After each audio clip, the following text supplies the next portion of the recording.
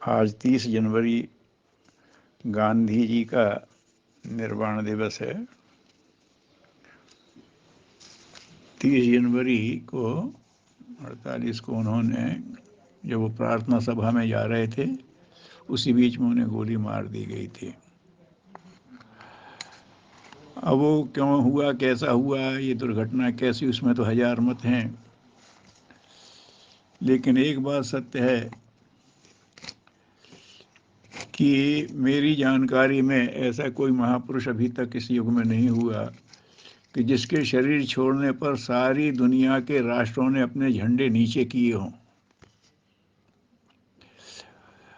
कहते हैं कि आजानुभाव बाहु, घुटनों तक लंबे हाथ होना चक्रवर्ती का चिन्ह होता है। जिन्होंने देखा वो बताते थे कि गांधी जी के हाथ लंबे थे, आजानुबाहु थे वो। तो और तो मैं नहीं जानता, लेकिन उनके प्रभाव की दृष्टि से उन्हें अपने आप को चक्रवर्ती के स्तर तक पहुंचाया, नियति ने पहुंचाया, जैसा भी कह लो। उनने जो प्रयोग किए को सत्य के प्रयोग करके किए। और आज भारतीय संस्कृति का अध्ययन तो बहुत लोगों ने नहीं किया है, लेकिन गांधी जी के विचारों को लोगों ने पढ़ा सुना है। और वो कहते थे मैंने भारतीय संस्कृति के अनुरूप जीवन जीने की कोशिश की है। तो उनको देख करके अब लोगों को अनुभव होने लगा है कि अगर उज्जवल भविष्य की तरफ बढ़ना है तो भारतीय संस्कृति को अपनाना पड़ेगा। ये तो वो कहते हैं जिनने अध्ययन किया है, लेकिन बाकी ये कहते हैं कि गांधी जी के सूत्र सिद्धांतों को लेकर चलना सबके लिए जरूरी है। क्योंकि अब जो स्थिति हो गई है, हथियारों का जितना डेवलपमेंट हो गया है, उसको लेकर के अब युद्ध करके तो कोई जीत नहीं सकता।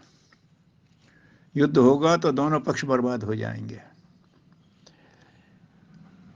तो अब करें क्या? तो रास्ता फिर वही है कि पश्चिम की जो हवा थी वो कहती है जियो और जीने दो। वो तो eat drink and B Mary, खूब मौज से रहो, इसी में कहते रहे। फिर थोड़ी अकल आई तो कहने लगे जियो और जीने दो। लेकिन हमारे यहाँ तो परहित के लिए ही जियो, परोपकाराय मिदम शरीरम, ये शरीर परोपकार के लिए है। हमारा तो सूत्र ये कहता है। और गांधी जी ने भी ये कहा कि जो अहिंसा का पालन कर रहा है वही ठीक से सेवा कर सकेगा। तो सेवा और अहंकार को एक दूसरे का पूरक मानते थे। तो जिस ढंग से गांधी जी ने विश्व पटल पर, ग्लोबल प्लेटफॉर्म पर जो अपनी विचारधारा, अपनी जीवन पद्धति रखी, उसमें लोग भावी शांतिमय भविष्य की झलक देख रहे हैं। तो ये कह सकते हैं कि गांधी ने अपने युग पुरुष होने का जो कर्तव्य था ठीक से निभाया।